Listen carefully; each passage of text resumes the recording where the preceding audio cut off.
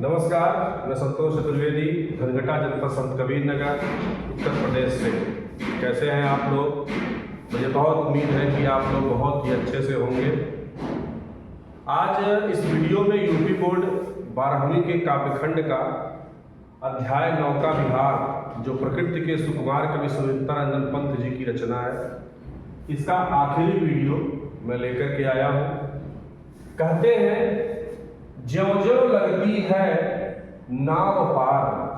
पंत जी कहते हैं कि ज्यों-ज्यों माने होता है जैसे जैसे हमारी नाव जो है पार लगती है। पार मतलब किनारे की तरफ, यानी जैसे जैसे हमारी नाव किनारे की तरफ लग रही है।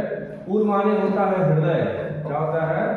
हृदय में आलोकित माने होता है उत्पन्न होते हैं, उसे होता है आलोकित माने प्रकाशित, लेकिन यहाँ उत्पन्न होने से है कि हमारे हृदय में शत माने सैकड़ों विचार जो है उत्पन्न हो रहे हैं। यानी जैसे जैसे हमारी नाव किनारे की तरफ बढ़ रही है, वैसे वैसे हमारे हृदय में सैकड़ों विचार उत्पन्न हो रहे हैं। इस धारा सा ही जग का क्रम, शाश्वत जीवन का उद्गम। यानी कहने का मतलब पंत जी कहते हैं कि इस धारा सा, यानी इस धारा के समान ही जग माने संसार का भी क्रम है। मतलब जिस प्रकार से धारा का क्रम है कि एक धारा आगे की तरफ बढ़ जाती है और उसका स्थान लेने के लिए दूसरी धारा आ जाती है, ठीक उसी प्रकार से इस संसार का भी क्रम है, संसार का भी नियम है। और शाश्वत माने होता है चिर अस्थाई, चिर अस्थाई। यानी कहने का मतलब कि जीवन में जीवन का उद्गम जो है, यानी जीवन जो है संसार में, ये भी शाश्वत है, चिर अस्थाई है। आज से नहीं, बहुत दिनों से जीवन संसार में जो है वह चिर अस्थाई है। शाश्वत गति, और जीवन में जो गति है वो भी शाश्वत है। और शाश्वत संगम और मिलन भी जो है ये भी शाश्वत है, यानी चिर अस्थाई है। कहते हैं धारा की तरह ही संसार का क्रम है, और इस धारा की तरह जीवन में उद्गम है और गति है और मिलन है। जिस प्रकार से एक धारा दूसरे धारा से मिलती है, उसी प्रकार से धारा में मिलन भी है, धारा में गति भी है और धारा में उद्गम भी होता है, कहीं से वह उत्पन्न होती है। ठीक उसी प्रकार से जीवन भी कहीं से उत्पन्न होता है, ये भी शाश्वत है, चिरस्थायी है। जीवन में गति होती है, ये भी शाश्वत है, और जीवन में मिलन होता है, यह भी शाश्वत है।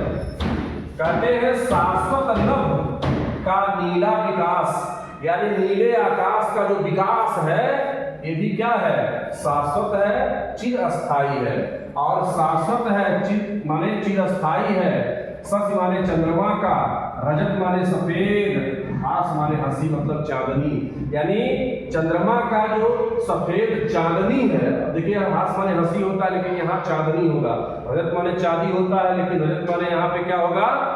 सफेद। यानी चंद्रमा की जो सफेद उज्जवल चांदनी होती है वो भी क्या है? शाश्वत है, चिरस्थायी है। आज से नहीं, आज से है। नीला आकाश का जो विकास हुआ आज से नहीं बल्कि आज से है।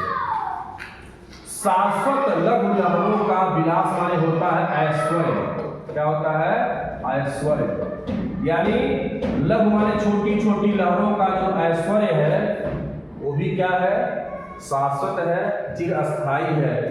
लहरें जो आ रही हैं लगातार छोटी छोटी, आवाज से नहीं, आदि से है। कहते हैं, हे जग जीवन के कर्णधार, चिर जन्म मरण के आर पार, शाश्वत जीवन नौका विहार, मैं भूल गया अस्तित्व ज्ञान, जीवन का यह शाश्वत प्रमाण, करता मुझको अमरत्वगान। कहने का मतलब कि हे जग जीवन के कर्णधार माने होता है नैया को चलाने वाले, यानी हे हमारे संसार की नैया को चलाने वाले मेरे मालिक, मेरे प्रभु, चिर जन्म मरण के आर पार। चिर माने जन्म, चिर माने अनंत काल, और जन्म मरण के आप जो है जन्म मरण के आर पार, जन्म मरण से आप परे हैं। आप क्या है? जन्म और मरण से परे हैं। शाश्वत जीवन नौका विहार, यानी जिस तरह से जीवन और मरण जो होता है यह चिरस्थायी है। आदमी पैदा होता है और मर जाता है, ये क्या है? चिरस्थायी है, शाश्वत है।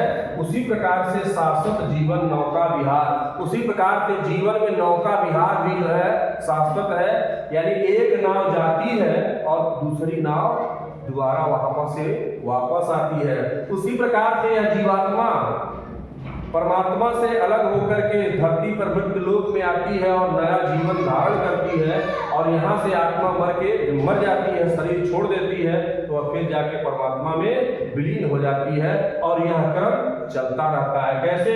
बिल्कुल नाव की तरह। आगे देखते हैं बच्चों, मैं भूल गया अस्तित्व ज्ञान। यानी मैं अस्तित्व माने होता है अपनी सत्ता का ज्ञान, यानी हमारी जो हमें जानना चाहिए था, अपनी सत्ता ज्ञान मतलब जो ज्ञान मुझे जानना चाहिए था, हम अपनी सत्ता के इस ज्ञान को भूल गए थे। और जीवन का यह शाश्वत प्रमाण, और यह जीवन का शाश्वत चिरस्थायी प्रमाण है। करता मुझको अमरत्व दान, जो मुझे अमरता प्रदान करेगा, जो हमें जीवन और मरण से छुटकारा दिलाएगा, जो हमारी आत्मा को परमात्मा से मिलाएगा। मुझे उम्मीद है कि आप लोगों को यह कविता बड़ी अच्छी लगी होगी। यह प्रकृति के सुकुमार सुमित्रानंदन पंत जी की रचना थी। इसी के साथ नमस्कार।